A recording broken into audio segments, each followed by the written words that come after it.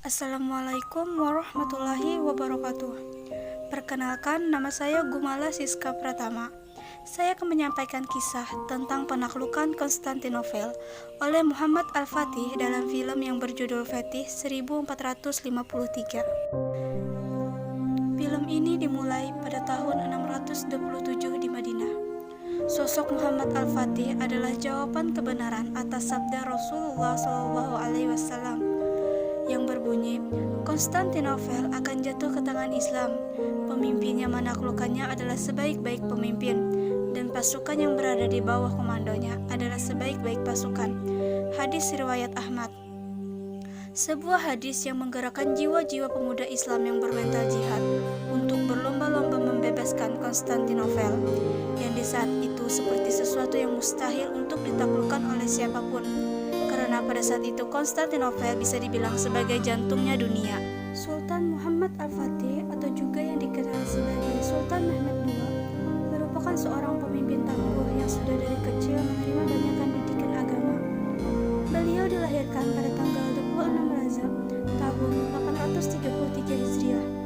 Pada usia 21 tahun, ia mampu menguasai 6 bahasa dan ahli bidang strategi, perang, sains, matematika.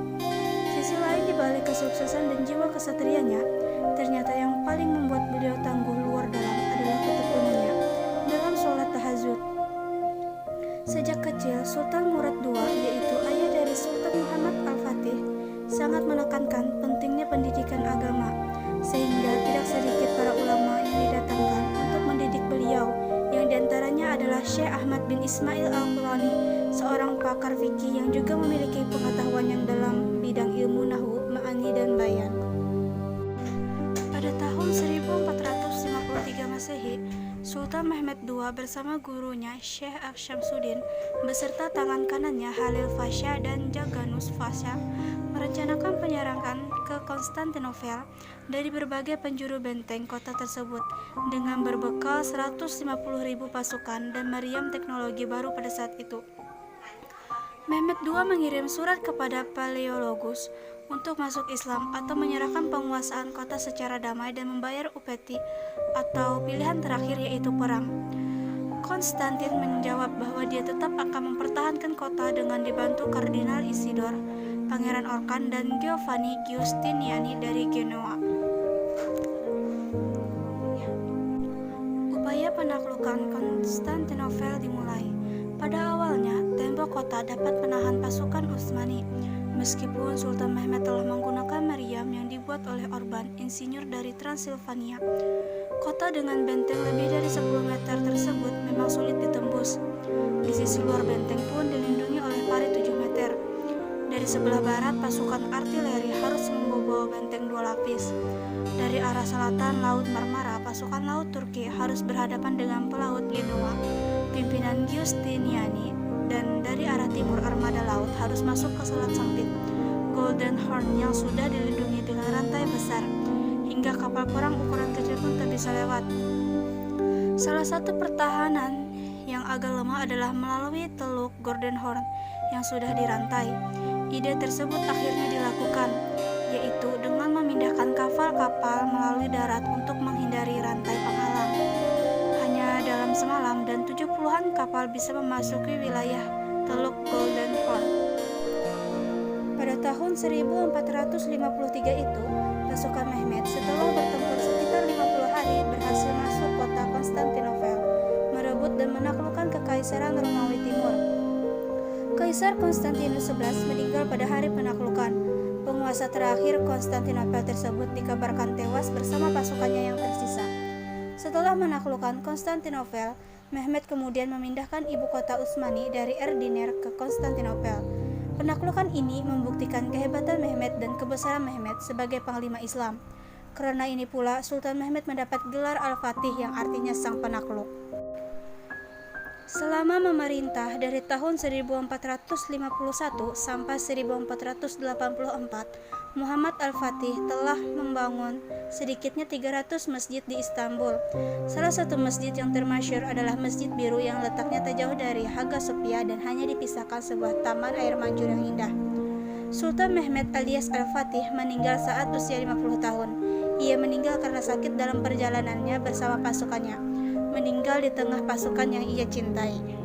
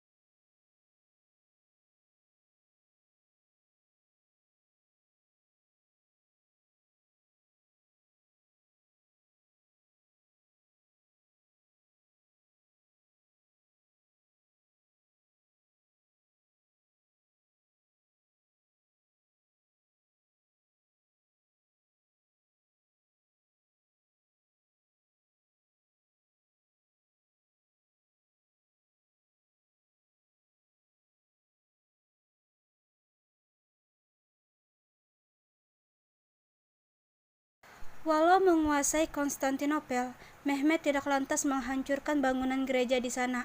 Ia membiarkan gereja ortodok Hagia Sophia tetap berdiri, membiarkan simbol-simbol Kristen di dalamnya dan hanya menutup simbol-simbol itu dengan simbol Islam. Gereja yang berumur 1000 tahun itu menjadi masjid hingga 1932 sebelum kemudian diubah menjadi museum oleh Presiden Turki Mustafa Kemal Atatürk.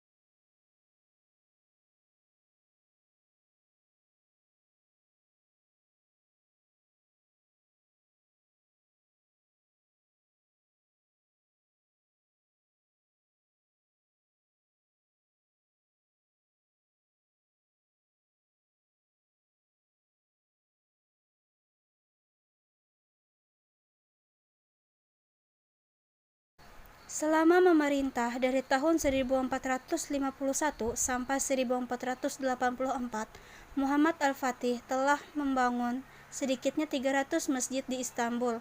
Salah satu masjid yang termasyhur adalah Masjid Biru yang letaknya tak jauh dari Hagia Sophia dan hanya dipisahkan sebuah taman air mancur yang indah. Sultan Mehmed alias Al-Fatih meninggal saat usia 50 tahun. Ia meninggal karena sakit dalam perjalanannya bersama pasukannya. Meninggal di tengah pasukan yang ia cintai.